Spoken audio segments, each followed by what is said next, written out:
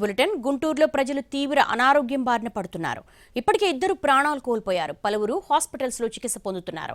గుంటూరులో పలు ప్రాంతాల నుంచి తీవ్ర అనారోగ్యంతో ప్రభుత్వ ఆసుపత్రికి వెళుతున్న బాధితుల సంఖ్య ఎక్కువైంది. దీంతో ప్రభుత్వ యంత్రాంగం అప్రమత్తమైంది.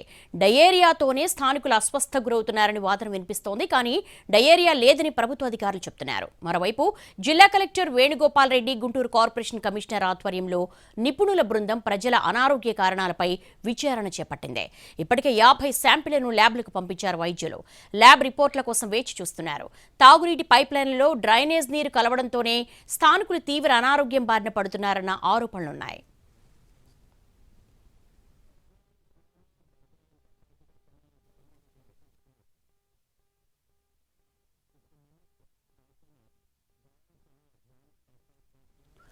గుంటూరు శారదా కాలనీలో నీరు తాగాలంటేనే స్థానికులు భయపడుతున్నారు. స్థానికులు తీవ్ర అనారోగ్యం బారిన పడిన ప్రాంతం నుంచి మరింత సమాచారం మా ప్రతినిధి కృష్ణ అందిస్తారు. గుంటూరులో ప్రజలు పదుల సంఖ్యలో అనారోగ్యం బారిన పడుతూ ఉన్నారు. తీవ్రమైనటువంటి వాంతులు విరోచనాలతో హాస్పిటల్లో ట్రీట్మెంట్ తీసుకున్నారు. అయితే ఎందుకు ఇలా జరుగుతుంది, సడన్గా గుంటూరు ప్రజలకు ఏమైంది అనేటువంటి ప్రశ్న అయితే ఇప్పుడు ఉత్పన్నమవుతుంది. ఇది డయేరియాగా కొంతమంది చెప్తుంటే ప్రభుత్వం మాత్రం కాదు అనేది చెప్తా ఉంది. ఎందుకు క్షేత్రస్థాయిలో ఏం జరుగుతుంది అనేది కూడా తెలుసుకునే ప్రయత్నం చేస్తున్నాం మనం.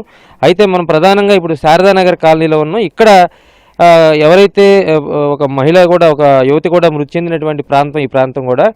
ఆ ప్రాంతంలో పరిస్థితులు ఎలా ఉన్నాయంటే పైప్ లైన్ నుంచి, అంటే మెయిన్ పైప్ లైన్ నుంచి, వాటర్ పైప్ లైన్ నుంచి వచ్చేటువంటి సబ్ పైప్ లైన్స్ ఏవైతే ఉన్నాయో మొత్తం కూడా మురుగు కాలువల్లో ఉన్నాయి. ఇప్పుడు మనం చూస్తున్న ఈ పైప్ లైన్ కూడా మురుగు కాలువలో నుంచి ప్రయాణం చేసుకుంటూ వచ్చి ఒక ఇంట్లోకి వెళ్తుంది. సో ఈ మురుగు కాలువలో నుంచి ప్రయాణం చేసే పైప్ లైన్ ద్వారానే ఇళ్లలోకి వాటర్ సప్లై అవుతున్నాయి. దాని ద్వారా లోపల పైప్ లైన్కి డ్యామేజ్ అయి ఉండొచ్చు, లేదంటే చిన్న చిన్న రంధ్రాలు ఉండొచ్చు. సో వాటర్ సప్లై చేసేటప్పుడు మురుగునీరు కూడా కలిసి ఇళ్లలోకి వాటర్ వెళ్తూ ఉంది. అవి ఒక్కొక్కసారి రంగు మారుతూ ఉన్నాయి, ఒక్కొక్కసారి సాధారణమైనటువంటి పరిస్థితులు ఉన్నా తీవ్రమైనటువంటి వాసన వస్తున్నటువంటి పరిస్థితి కనిపిస్తుంది.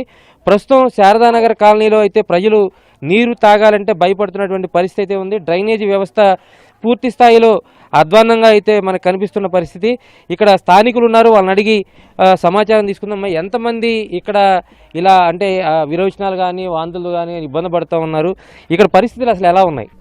ఎలాగంటే ఈ కాలం వర్షాకాలం వచ్చిందంటే పొంగి నీళ్లు మొత్తం ఇటు వచ్చేస్తాయి. ఇటు వచ్చేసి పిల్లలందరూ నడుతుంటారు. చాలా సార్లు చెప్పాం ప్రభుత్వానికి, ఇక్కడికి వచ్చిన వాళ్ళు అందరికి చెప్పాం. అదిగో అవన్నీ మేము వేసుకుని ఆ బండలు అవన్నీ మేము కట్టించుకున్నాం. తలా 150 వేసుకుని ఓట్లకైతే వస్తున్నారు, అడుగుతున్నారు, చేస్తామంటున్నారు, వెళ్ళిపోతున్నారు. ఒకళ్ళు రాట్లా. ఒకసారి ఒక బండలు వేపించారు, అవి ఊరకనే బలిగిపోయినాయి. కొత్త నీళ్లు మేమేమో అట్టేగా తాగేస్తున్నాం. పొంగు వస్తాయి, నీళ్లు ఎర్రగా వస్తాయి.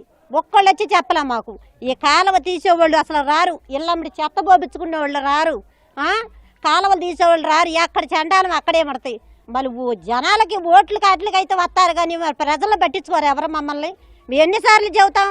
ఏది పోయినా కానీ మేము ఏదన్నా కంప్లైంట్ ఇచ్చామనుకో, మాకు తెలియదు, మీ వాలంటీర్ని పిలుచుకొని అని చెబుతుంటారు కొంతమంది. ఆ లైన్ మాది కాదమ్మా, మీకుండా వాళ్ళని పిలుచుకొని అని కొంతమంది చెబుతుంటారు.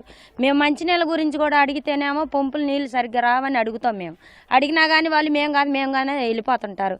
ఇక్కడ ఈ ప్రాంతం అనే కాదు, గుంటూరు మొత్తము కూడా డ్రైనేజ్ వాటరు, మంచి తాగునీరు రెండు మిళితం అయ్యి వస్తున్నాయండి. ఈ డ్రైనేజ్ ఏదైతే ఉందో ఆ డ్రైనేజ్లోనే ఈ వాటర్ లైన్ కూడా ఉండటం వల్ల ఈ పైపు రస్ట్ బట్టి హోల్స్, చిన్న చిన్న హోల్స్ ఏర్పడటం, మోటార్ వేయగానే మంచినీళ్ళు ఆగిపోయిన టైంలో ఈ మురికి నీరు కూడా, ఇది కూడా స్మెల్, ఇది కూడా చూడండి తీసుకున్నాము. కానీ ఇది చెప్తున్నానండి, ఇది ఖచ్చితంగా ల్యాబ్కి పంపించి దీని రిపోర్ట్ని బేస్ చేసుకొని పని చేయాలని కమిషన్ గారిని మేము డిమాండ్ చేస్తున్నామండి.